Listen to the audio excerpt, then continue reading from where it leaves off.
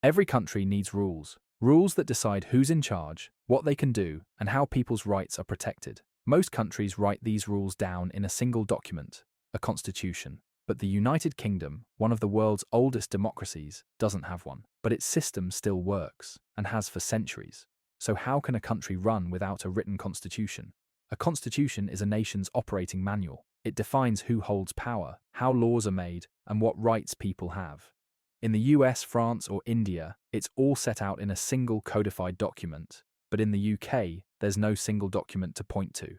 So when people call it an unwritten constitution, that doesn't mean it's imaginary or non-existent. It means it's uncodified, not contained in one place, but spread across many sources, laws, conventions, and centuries of political practice.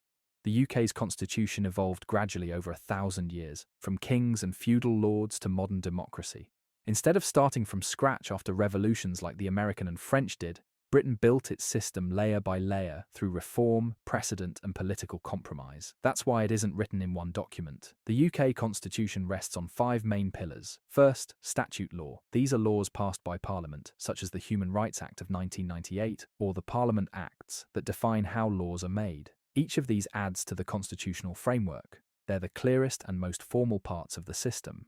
Second, common law. This is law created by judges through decisions in individual cases. When courts rule on important issues, their interpretations become precedents that shape the constitution itself. Third, conventions. Unwritten rules guiding political behavior, such as the monarch acting on the prime minister's advice. Fourth, works of authority. These are scholarly texts written by constitutional experts that help explain how the system operates. And finally, royal prerogative. Historic powers once held by the monarch, now used by ministers, such as declaring war or signing treaties. These elements together form an intricate mix of written and unwritten rules that define the UK's political order.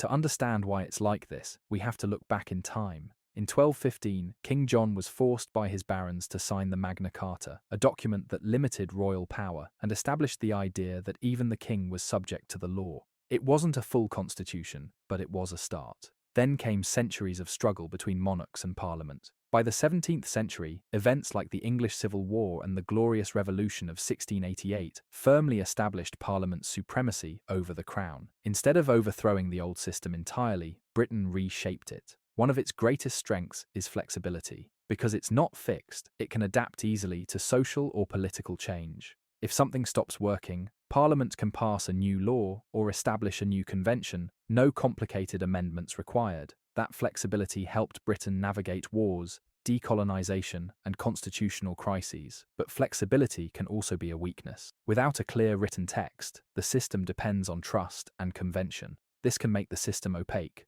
and too dependent on trust in those in power. It can be vague, and citizens may not always know their exact rights. Compared to codified systems like the US Constitution, the UK relies more on history, habit, and political culture. So, why is the UK Constitution unwritten? Simply because it never needed to be written. It grew from centuries of evolution, not revolution, from law, tradition, and political compromise. It's not written in one book, but in the nation's institutions, customs, and sense of fairness.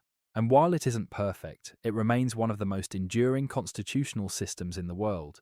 In the end, maybe the real question isn't whether the Constitution should be written down, but whether it still works, and for now at least, it seems to, not because of what's on paper, but because of the people and principles that keep it alive.